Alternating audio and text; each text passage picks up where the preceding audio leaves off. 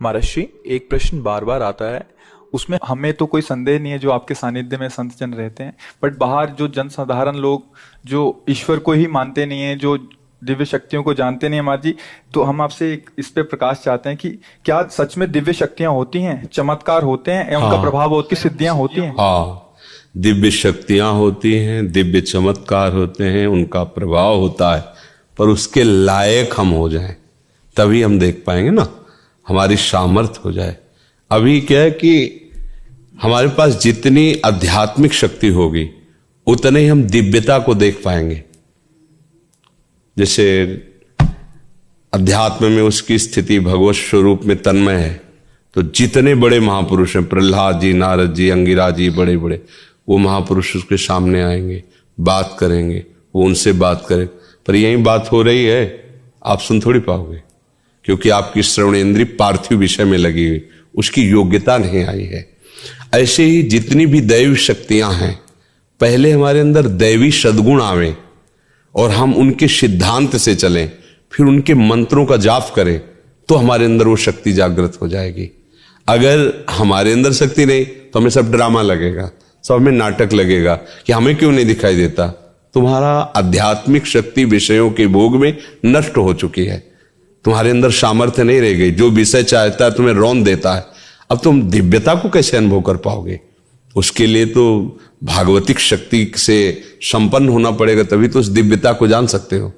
तो मंत्र हैं, उनकी सिद्धियां हैं, चमत्कार हैं, दिव्यताएं हैं, पर उसकी योग्यता आप में होनी चाहिए, देखने की तो है।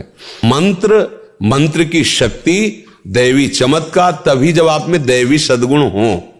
अब जो जितना पवित्र होकर जितना लक्ष्य किया उतना जान गया और उतने में ही वो प्रकाशित हो गया, तो वो झूठा नहीं है।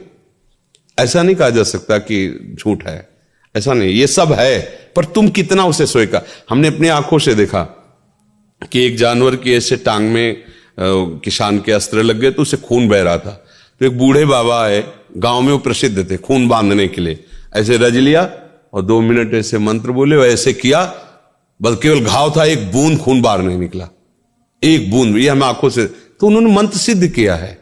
तो ऐसे मंत्र शास्त्रों मंत्र हैं जो छोटे छोटे कार्यों की, छोटी छोटी बातों की सिद्धि, पर जब भगवत प्राप्ति का लक्ष्य होता है तो ये बड़ा लक्ष्य है, फिर इन सब छोटी बातों को स्वीकार नहीं किया जाता। ये उनके समीप जाने से स्वाभाविक हो सकता है, वो नहीं चाहेंगे, वो चाहेंगे यही कि आप सच्चिदानंद भगवान में लगे। पर आपकी जो कामना है, तो कल्पतरु भगवान की आराधना करते तो उनके प्रभाव से हो सकता है आपकी कामना पूर्ण हो जाए। उनका आशीर्वाद इस बात का नहीं होगा, आशीर्वाद ये होगा कि मंगल भवन प्रभु में आपका मन लग जाए और आप भी भक्त बन जाएं, तो आप सदा सदा के लिए दुख से निवृत्त हो जाएंगे। पर यह नहीं कि चमत्कार नहीं है।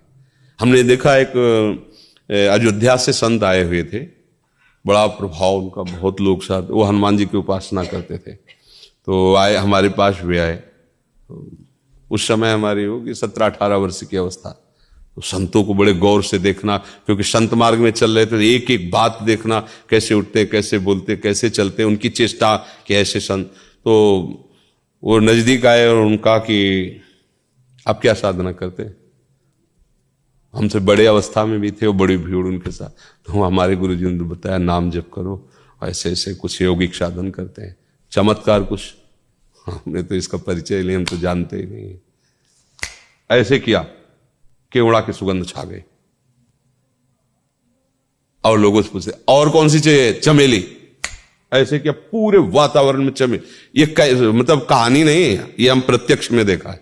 ऐसा पानी लिया, कौन से जूस आप पीना चाहते हैं, कौन सा शरबत, ऐसे रखा, दे दिया, आप पियो, जो जूस बोला वही जूस।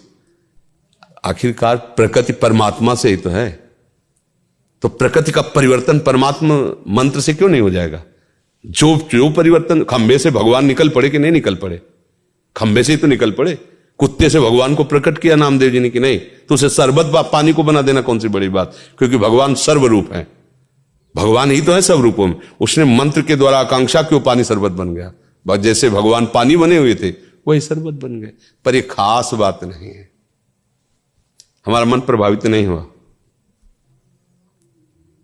मन तो प्रभावित तब हो जब आपके पास बैठने से हमें रोना आने लगे, प्रभु से प्यार आने लगे, हमारा हृदय जलने लगे कि मैं कितना नीच हूं, मैं ऐसे ऐसे कर्म किया हूं, क्या प्रभु मुझे भी स्वीकार कर। यह है संत संग का चमत्कार। उसका मन प्रभु के लिए लालायित हो गया, प्रभु इतने प्यारे लगने लगे कि सारे विषय खारे लगने लगे, संसार का सुख उसको बमन की तरह लगने लगा। ये वास्तविक संतों के संग का ये चमत्कार। बका ऐसा नहीं है कि सब झूठा, ऐसा नहीं है, चमत्कार हैं। तो अब ये तो नहीं है कि मंत्रों में शक्ति नहीं, ऐसा नहीं है।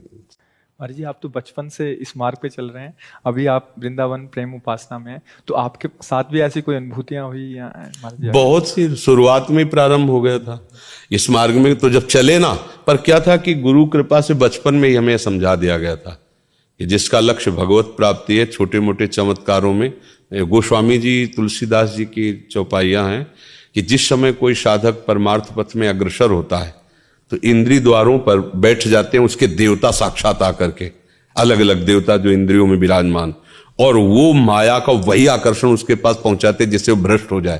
तो उपासक सावधान रहे, उस समय जब चढ़ाई पे चढ़ रहा है परमार्थ की, तो उसे भ्रष्ट करने के लिए देवता आते हैं, दैवी शक्तियां आती है। इंद्रिय द्वार झरोखर नाना, बैठे देवता करि कर थाना, आवत देखें विषय बयारी तीर्थें देख, क्योंकि बहुत बड़ी विजय की तरफ चला है ना, तो गुरु कृपा पात्र ही इस बात को समझ पाता है। फिर इसके बाद जो आती है उपसिद्धियों का खेल आता है। रिद्धि सिद्धि पेरे बहुआई, बुद्धि लोभ दिखावे भाई, होय बुद्धि जो परम सयानी, तीन तन चितई नानहित जानी। बोले परम सयानी बुद्धि हो, उधर देखना भी नहीं, उधर अगर देख लिया तो तुम्हारा इन्हें अनहित हो जाएगा, अर्थात भगवत प्राप्ति के मार्ग में आपके बाधा खड़ी हुई। तो कौन बाधा स्वीकार करेगा जो भगवत मार्ग में चला है। ऐसा नहीं कि अनुभूतियां नहीं होती कि अब इस समय ये सिद्धि आ गई है, अब इस समय ये सामर्थ्य आ गई, पर उसे हटाते हुए, जैसे तैराक पानी को हटाते हुए आगे बढ़ता जाता है, फिर वो पार हो जाता है, ऐसे ही उपासक सब बाधाओं को हटाते हुए फिर एक स्थिति ऐसी आती है जहां से कोई विचलित ही नहीं कर सकता है। अब वहां इन सब का प्रवेश ही नहीं सिद्धियों का। इसीलिए बड़े बड़े जो भगवत प्रेमी महात्मा है, आप उनमें कोई सिद्धि नहीं देखेंगे, बाहरी, वो तो बिल्कुल जन साधारण की तरह उनका जीवन है, पर वो असाधारण तत्व में निरंतर स्थित रहते हैं। तो ये जो चमत्कार है, प्रकाश है, ये कई तरह का होता है। एक होता है भगवत आराधना से, एक लिमिट है, बस उतनी आराधना, उसका वही उतना चमत्कार। एक होता है भूत प्रेतों की आराधना से, देव यक्ष गंधर्व यक्षिणी आदि सिद्ध कर लेना, उसे भी होता है। तो आपके मन की बात क्या हो, चमत्कार पर मान लो यक्षिणी सिद्ध है और अभी कहे कलकत्ता ले चलो 1 सेकंड में, तो 1 सेकंड में पहुंचा देगी, आपको लगेगा तो भगवान साक्षात, अभी तो वृंदावन में थे, अब कलकत्ता आ गए। शराब न पियो, पराई बहन बेटी की तरफ गंदी दृष्टि मत करो, मांस अंडा मत खाओ, और रामकृष्ण हरि जो नाम तुम्हें प्रिय लगे करो। अगर तुम दूसरों को सुख देने वाले न बन जाओ तो बता देना। ये सब जो बातें हैं चमत्कार की, ये सत्य है, इसमें हम संशय नहीं करते, क्योंकि आप मंत्रों के द्वारा, साधना के द्वारा आप कुछ भी कर, पर ये टिकाऊ चीज नहीं है। टिकाऊ चीज है सा वही मनः कृष्ण पदारविंदयो। दुर्वासा जी देखो ना, मंत्र का तो प्रभाव था, कृत्या प्रकट कर दी अम्बरीश जी के आगे, अम्बरीश जी हरि शरणम, दूसरी कोई बात नहीं थी। सुदर्शन चक्र ने कृत्या को नष्ट किया और दौड़ाया, त्रिभुवन में दुर्वासा को दौड़ाया, ले दौड़ाया। तो बात ये पकड़ो जिससे तुम्हारा मंगल हो जाए। जो नाम प्रिय लगे, राम कृष्ण हरि, जो हमारी बात मान लेना। अगर हमारी बात मान गए तो फिर आपको समझ में आए, बात न मानी तो सब ये सब माया कर, जितना भी आप देख रहे हैं सब माया रचित है, सत्य कुछ नहीं है। सत्य है तो एक भगवान का नाम है। ये महापुरुषों ने कहा, आब्रह्म स्तंभ पर्यंतम सर्वम मायामयम जगत, सत्यम सत्यम पुनः सत्यम हरे नामयु केवलम। ब्रह्मलोक से लेकर साप तिनके तक मायामय है, कुछ सत्य नहीं है। सत्य है तो भगवान का नाम है, और वो नाम जब करो उसी में आनंद आ जाए। अगर आप ठीक हो सकते हो तो हाँ, एक सत्य बात तुमसे कहते हैं, भगवान का नाम जब करो आप ठीक हो जाओगे, जो चाहो सो प्राप्त कर लो। बस इसके अलावा वो और तो सब प्रणाम है, सब भगवान का लीला है, और सब बढ़िया है। भगवान जिस रूप में जो लीला कर रहे हैं हमारे लिए वंदनीय है, हमारे प्रभु हैं, नटवर नागर हैं विविध रूपों में, वही तो खेल रहे, कोई और है नहीं, वही खेल रहे। पर हमको इन खेलों में नहीं फंसना। एक दिव्य खेल भी है भगवान का, उसमें जाना है। ये जन्म मरण चक्रे कामना की पूर्ति, ये सब बातें बहुत हो गई। कोई एक ऐसी बात हो जिससे सब बात ठीक हो जाए, वो है भगवान की शरण।